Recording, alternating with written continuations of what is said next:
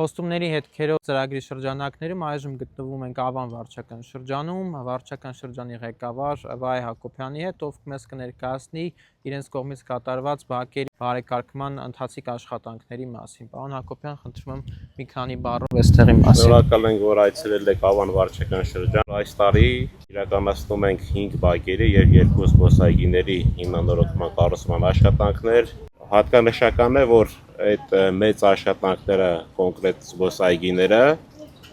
աշխատանքները սկսել են Երևան քաղաքի նավականու ընտրությունների նախօրեին կատարած քաղաքապետի շրջայցերի շրջանակներում, որ բնակիչները խնդրել են, հարց են բարձրացրել, որ իրենց բակեր ուզում են բարեկարգեն։ Այս ինչ տենում եք իրենց հանձնարարականով արված։ Նախագծերը փորձաքննություն հասնելուց առաջ համաձայնեցվել է հենց տեղի բնակիչների հետ, նոր արդեն դրվել են մրցույթի։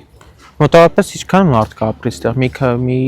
քանի 100-3000-ից ավել մարդու շահառու է այս այգին։ Այստեղ քանի որ կենտրոնական զբոսայգի է, բոլոր տեղերից շարժը այստեղ շատ են կենտրոնանում։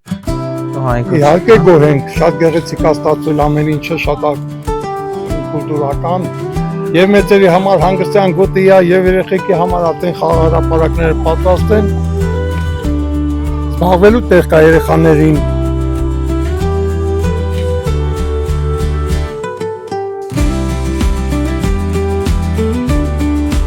Գոհ այգոց։ Ահա, տղա ջան, ասում 80 տարեկան եմ։ Մի 5 տարի որ ապրեմ։